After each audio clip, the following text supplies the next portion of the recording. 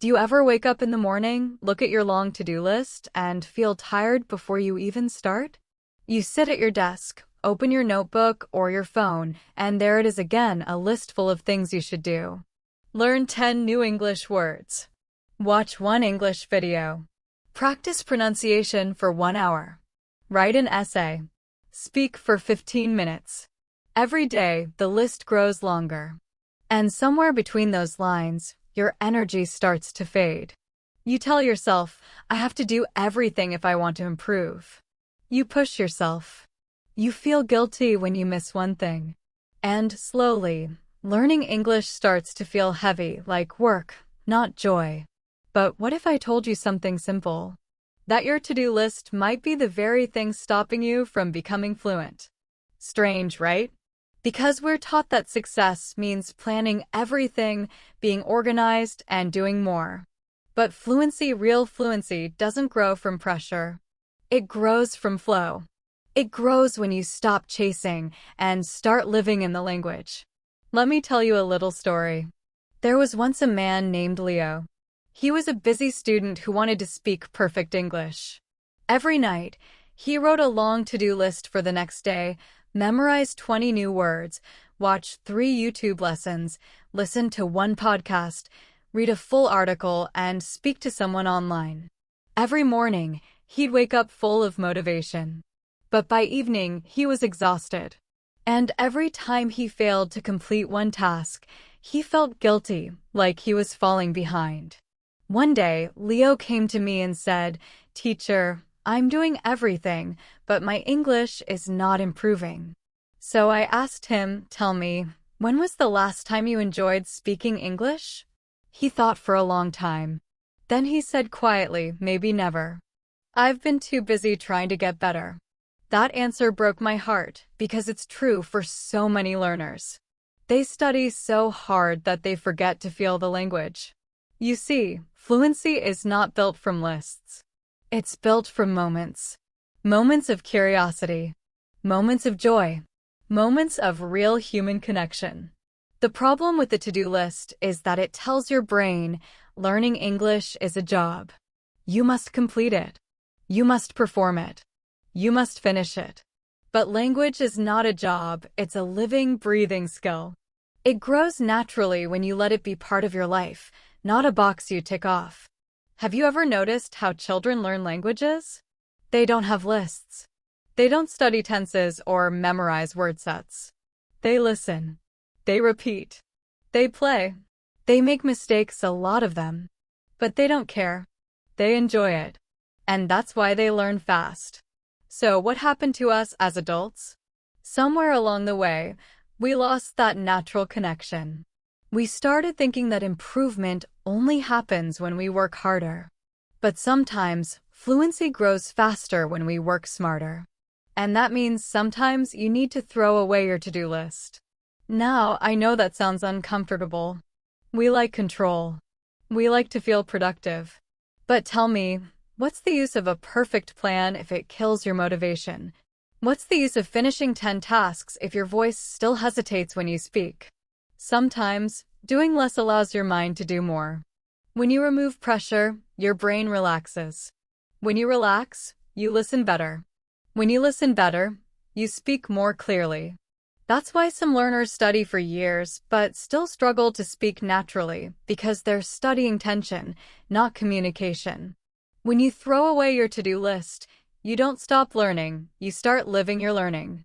So instead of saying, "Today I will finish 5 English exercises," say, "Today I will talk to someone for 5 minutes, even if I make mistakes." Instead of saying, "I will memorize 30 words," say, "I will use 5 new words in a real sentence." That shift is everything. Because language doesn't live on paper. It lives in your mouth, in your ears, and in your heart. Leo tried it. For 1 week, he stopped following his list. He didn't plan anything. He just did what felt natural. One day, he listened to music. Another day, he talked to a friend online. One evening, he repeated a movie scene. And something amazing happened. He started speaking without thinking too much. He told me, I finally feel like English is my friend again. And maybe that's exactly what you need, not another rule, not another exercise, but a friendship with English. So here's your challenge for today. Don't add more to your list. Remove something. Let your mind breathe. Let your words flow. Let your learning become lighter, freer, and more human. Because real fluency begins the moment you stop chasing perfection and start enjoying expression. Have you ever noticed how hard you try to control your English when you speak? You think about every word before you say it. You worry about grammar, about pronunciation, about sounding right. You prepare sentences in your head before they leave your mouth. And yet, when the moment comes, your mind freezes.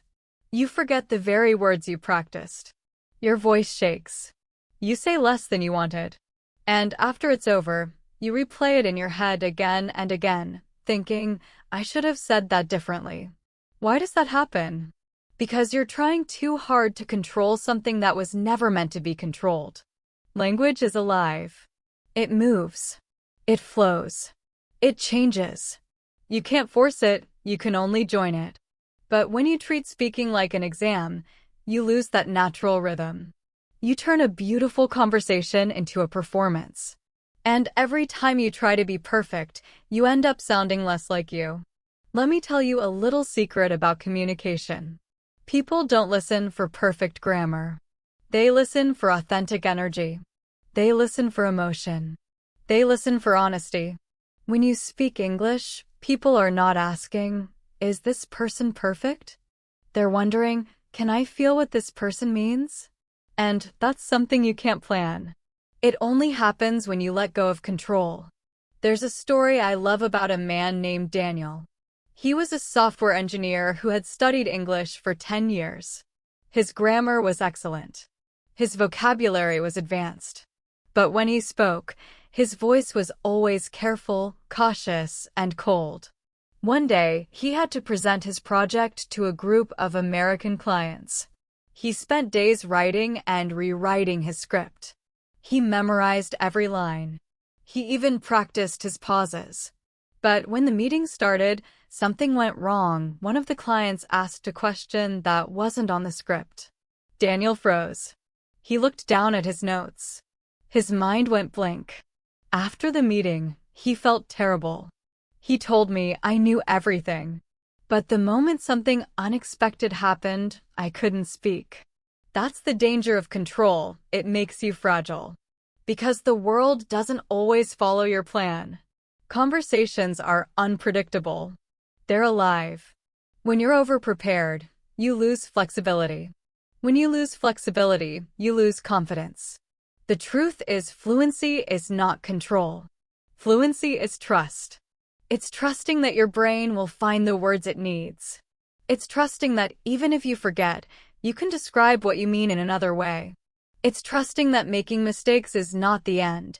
It's part of communication. The most fluent speakers aren't the ones who know everything. They're the ones who trust themselves the most.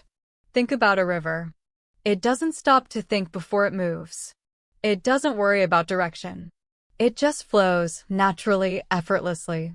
That's what your English can become. But first, you need to release your grip. Let go of control. Let go of fear. Let go of the belief that mistakes define you. When you speak, don't focus on being right. Focus on being real. Don't focus on every word. Focus on connection. If someone doesn't understand you, that's not failure, that's feedback. You just find another way to say it. You smile, you explain, you use your hands, you try again. That's communication. That's confidence. That's what real speakers do. Here's a small practice you can try today. The next time you speak English, don't plan what you'll say. Instead, listen deeply to the other person. Respond with the first thought that comes naturally. Don't translate. Don't overthink. Just trust your voice. At first, it might feel messy. You'll hesitate. You'll make small mistakes. But then something magical happens. You start speaking with rhythm. You start enjoying it. You stop hearing your own voice as a stranger and start hearing it as a friend. And in that moment, you'll realize something powerful. You never needed to sound perfect. You just needed to sound alive. Remember, control feels safe, but it's an illusion. It gives you a false sense of confidence while quietly keeping you silent. But when you trade control for courage, that's when your real voice appears. Your fluency doesn't come from holding tighter. It comes from letting go. Because language, like life, becomes most beautiful when you allow it to surprise you. Imagine this. You're standing by a river. The water moves gently, shining under the light. You watch it, and for a moment, you realize it never stops. It never forces its direction. It just flows. Now imagine that same energy in your English. Words moving like water. Sentences rising and falling with your breath. You're not pushing anymore, you're flowing. That's what real fluency feels like. But here's the challenge. Most learners are never taught how to flow. They're taught how to memorize, how to repeat, how to pass tests. They're taught how to swim, but only in a swimming pool. Controlled, safe, predictable. Then suddenly, life throws them into the ocean. A job interview, a real conversation, a presentation. And they freeze because the ocean doesn't follow the same rules. To learn how to flow, you must leave the pool. You must let go of the idea that English is something you control. It's not a wall you build, it's a wave you ride. Let's talk about how to do that. The first step is to stop translating. Translation keeps your mind in two languages at once. It's like trying to dance while counting your steps. You can't feel the rhythm that way. When you speak, let go of your native language. Think directly in English, even if your thoughts are simple. Instead of thinking, how do I say this correctly? Ask, how can I express this naturally? That small change rewires your brain. You stop chasing the right word and start finding the real one. The second step is to listen with your body, not just your ears. Fluency isn't only about vocabulary, it's about rhythm. Notice how native speakers move when they talk. Their words have melody. Their tone changes like music. When someone says, "You did what?" they're not just using words, they're painting emotion. If you can feel that rhythm, you can mirror it. Start shadowing native speakers, not just repeating, but feeling their tone. Copy the flow of their energy, their pauses, their emotion. You'll begin to feel more confident, more natural. The third step is to release your fear of silence. Most learners panic when they pause. They think, oh no, I forgot a word.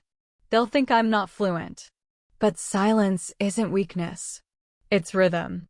Even native speakers pause all the time. They breathe. They think. They emphasize. It's part of the music of speech. When you allow small pauses, your speaking becomes calmer, clearer, more confident. Because now, you're not rushing to fill space, you're owning it. The fourth step is to speak like you're telling a story, not answering a test. Every time you open your mouth, imagine you're painting a scene. Use emotion. Use details. Use your body. If you're describing your day, don't just say, "I went to work. It was fine." Say, "I walked into the office, still half asleep. The smell of coffee hit me like a wave. My boss smiled. That's how I knew it wasn't going to be a bad day." Do you feel the difference? The second version has rhythm, emotion, life. That's how you train your fluency muscle, by storytelling, not reciting. Here's the truth. Your English doesn't grow from rules, it grows from rhythm. The more you speak with rhythm, the more natural you become. Let's take another example. Imagine two speakers saying the same sentence. Speaker A, "I don't know what to say." Speaker B, "I don't know what to say." The second one breathes. It has emotion. You can feel hesitation, surprise, honesty. That's fluency. Not speed, sincerity. And finally, to learn to flow, you must practice speaking from emotion, not memory. Instead of memorizing what to say, connect with why you're saying it. Are you excited? Nervous? Grateful? Curious? Let that emotion shape your tone and rhythm. Because when you speak with emotion, your brain stops focusing on mistakes, it focuses on meaning. And meaning is what makes people listen. Here's a small exercise. Every day, talk to yourself in English for 5 minutes, not about grammar, not about vocabulary, but about how you feel.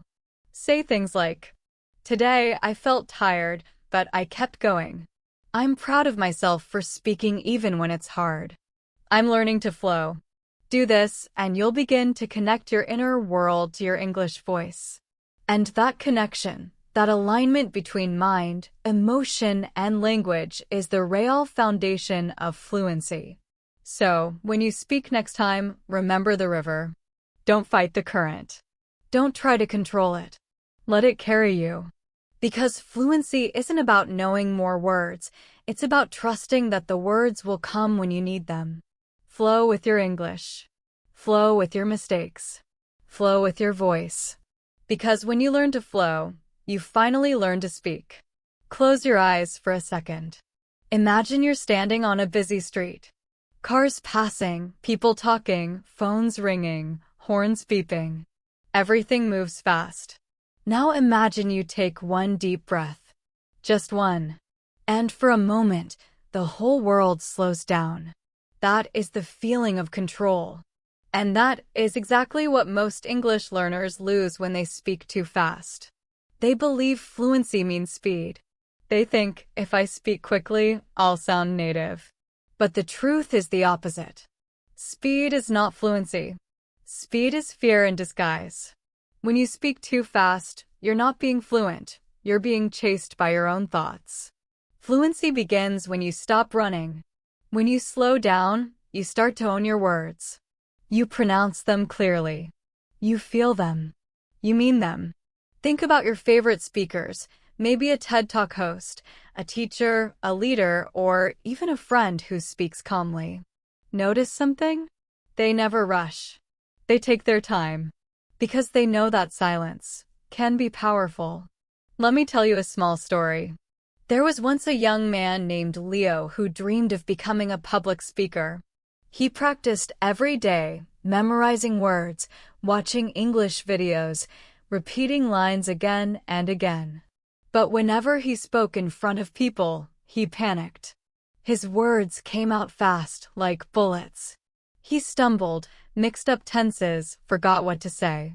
People nodded politely, but no one remembered his message. One day, his teacher stopped him mid-sentence and said, "Leo, why are you running?" He looked confused. "I'm not running, sir. I'm speaking." The teacher smiled. "No, Leo. You're running. Running away from your own words." That moment changed him. He realized that fluency isn't about racing to the end of a sentence, it's about living inside it. So he started practicing silence. Yes, silence. After every 2 sentences, he paused. He breathed. He allowed the room to breathe with him. And slowly, people began to listen, not because he was louder or faster, but because he was present. When he finally gave his next big speech, he spoke slowly, clearly, gently. Every word had weight. Every pause had purpose. And for the first time, his audience felt something. That's when Leo learned the art of slowing down. And that's when he finally became fluent. Now, let's talk about how you can practice this too. Start with your breathing. Before you speak, take one calm breath. Just one.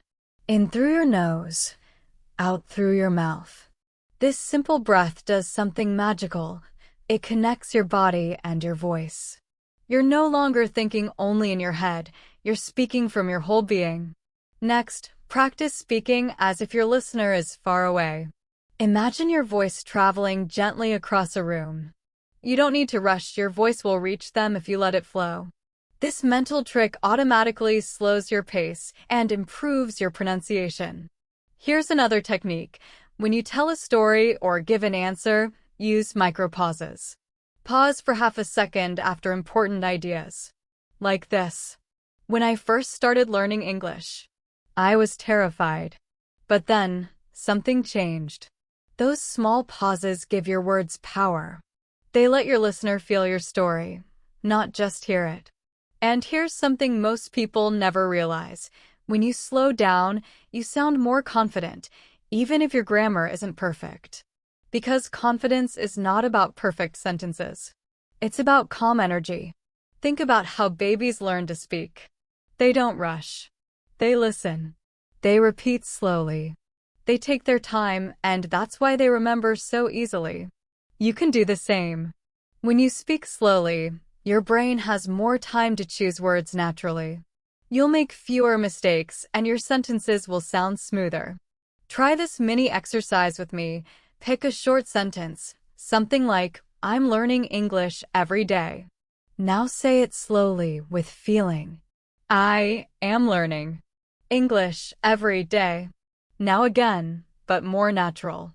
I'm learning English every day. Do you notice how your voice feels stronger, your pronunciation clearer, your rhythm calmer? That's the art of slowing down. In English, speed often hides insecurity. But calmness reveals mastery. Let's say you're in a job interview. The interviewer asks, "Why do you want to work here?" Most people panic. They rush to fill the silence. But imagine instead you smile, breathe, and say slowly, "That's a really good question. I want to work here because I believe in what you're doing." That small pause before you answer shows maturity. It shows presence. It shows control.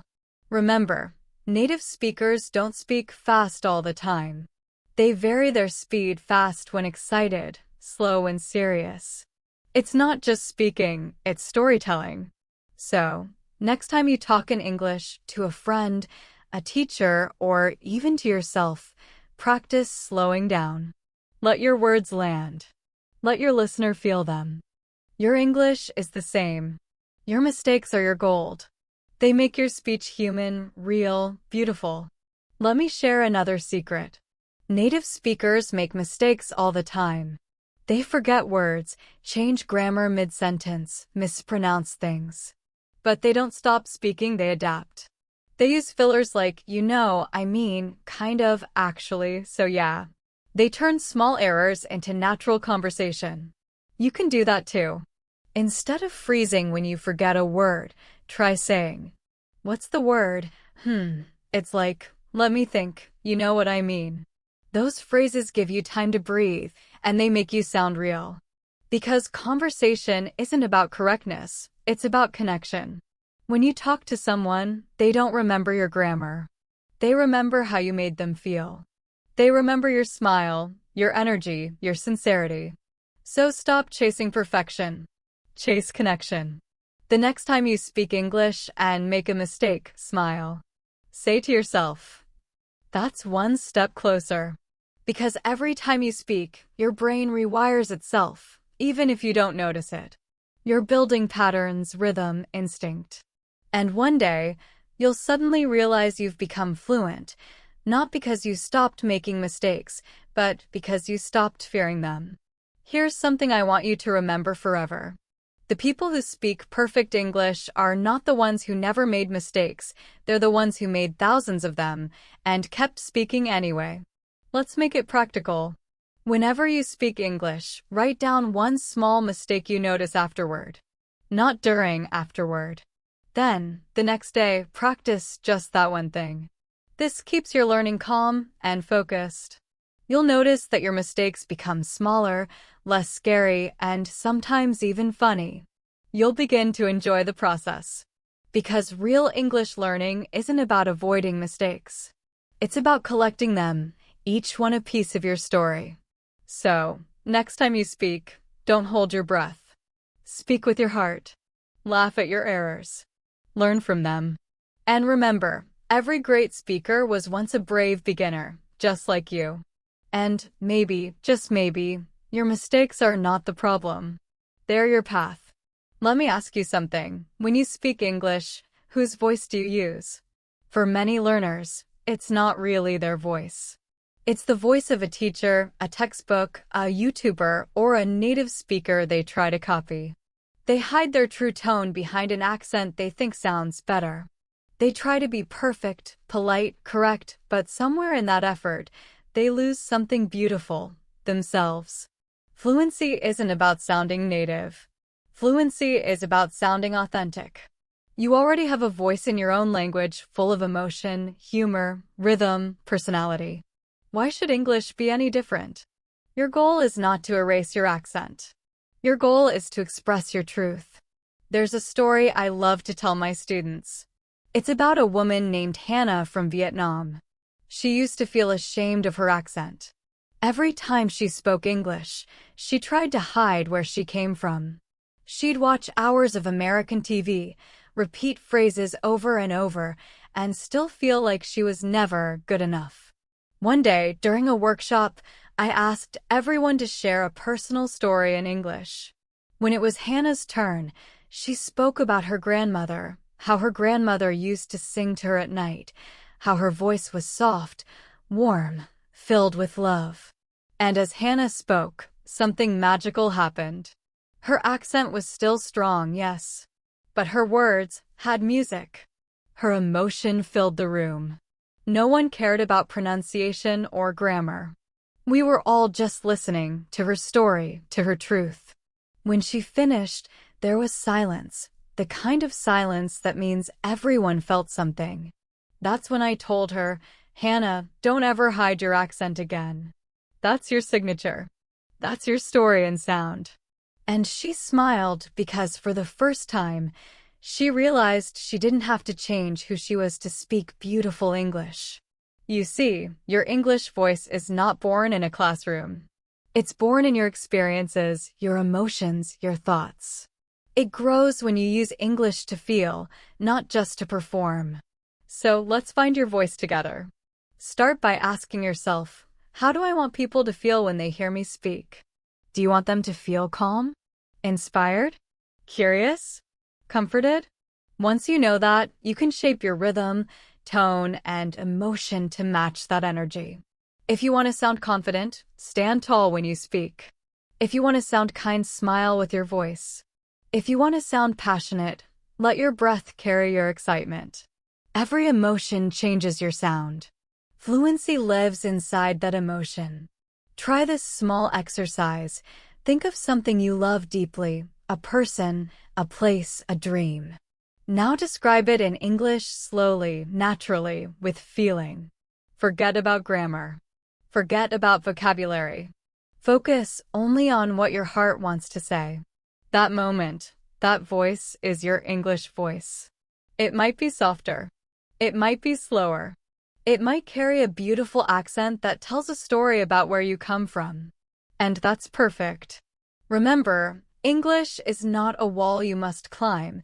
It's a bridge you can build between your world and others. Your accent, your rhythm, your style, these are not weaknesses.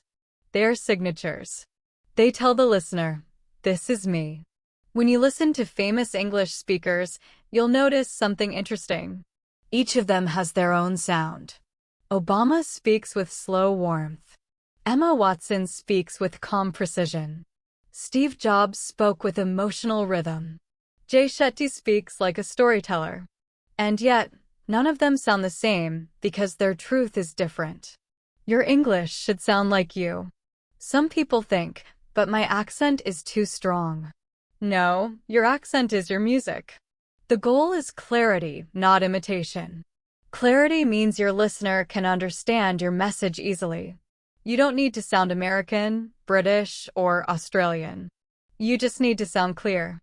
And clarity comes from confidence, rhythm, and intention, not from copying someone else. Let's make this practical.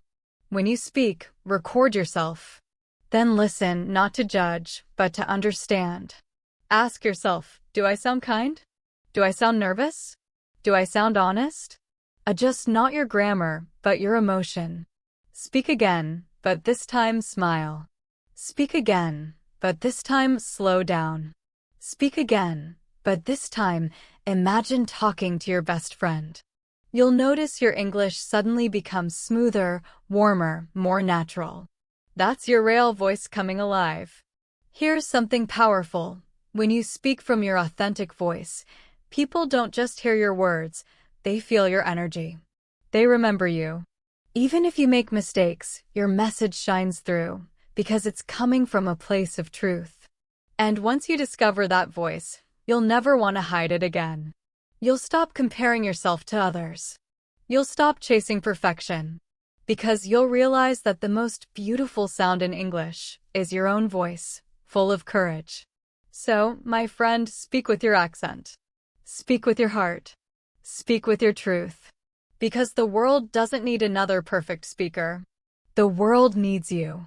Take a deep breath. We've walked a long road together. We've talked about fear, about rhythm, about mistakes, and about finding your own voice. Now, let's bring it all home to what fluency really means. You see, most people think fluency is about grammar, speed, or accent. They think it's something you reach one day, like a destination, a trophy, a finish line.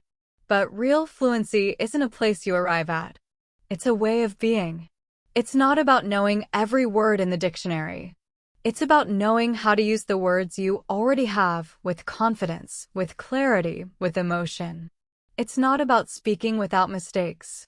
It's about speaking without fear. Fluency is when English stops being a subject and becomes a part of your soul.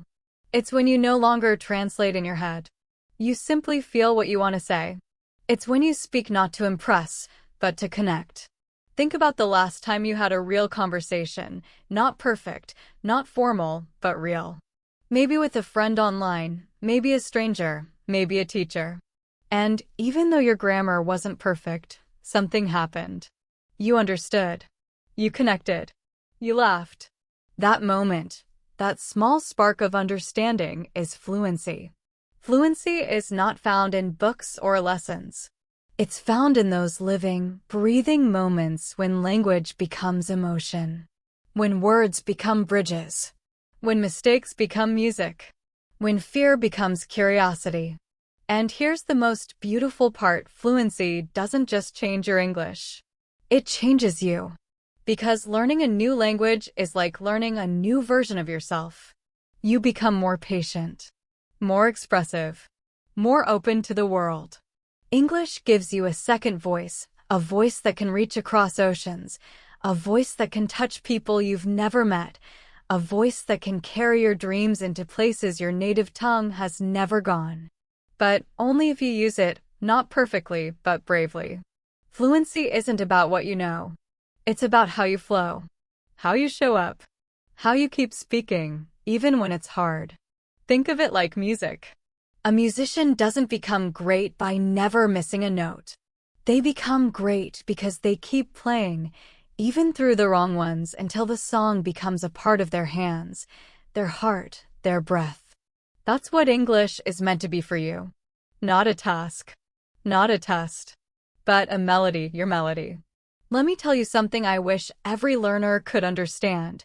You don't need permission to speak English. You don't need to wait until you're ready. Because readiness is a myth. You become ready by speaking. Every time you open your mouth, your voice gets stronger.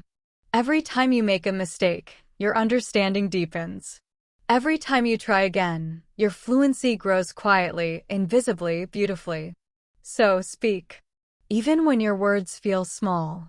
Even when your sentences feel broken. Even when your accent feels heavy. Because every word you speak is proof of courage. And courage is the language the whole world understands. Now, look back for a moment. Remember who you were when you started this journey. Maybe you were shy, unsure, afraid to speak. Maybe you thought fluency belonged to other people, to native speakers, to confident professionals, to those who sounded perfect. But now you know better. Fluency belongs to you. It was never about being perfect, it was about being real. The truth is, you've been fluent far longer than you realize.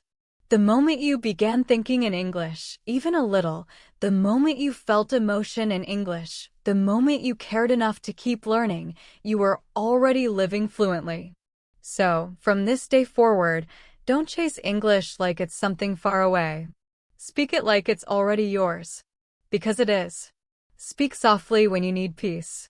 Speak loudly when you need courage. Speak slowly when you need clarity. Speak bravely when you feel fear. And most of all, speak with love. Because language without love is empty sound. But with love, every word becomes a bridge, every sentence becomes a song, and every conversation becomes a story worth remembering. This is the real meaning of fluency. Not just to speak English, but to feel it, to live it, to let it carry your truth into the world. So, my friend, go out there. Speak. Stumble. Laugh. Connect. And tell your story, because someone somewhere is waiting to hear your voice. And that is what fluency was always meant to be.